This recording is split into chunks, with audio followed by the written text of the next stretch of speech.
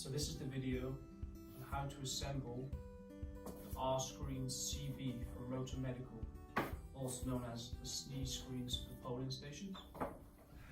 So the first thing you should do is, once you get out of the box, I would lay the three pieces out onto the table or onto the floor into a flat and large area. It consists of the main screen and two legs. It doesn't matter which feet goes where.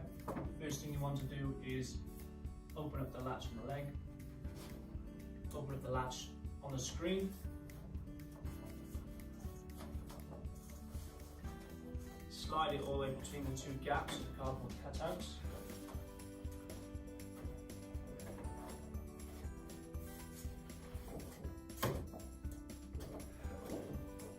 That's one done, and as they're interlocked you can leave that flat and repeat the same on the opposite side.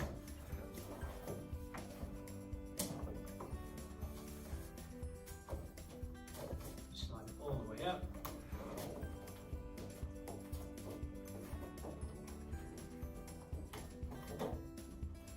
Lock it in at the top, lock it in at the bottom,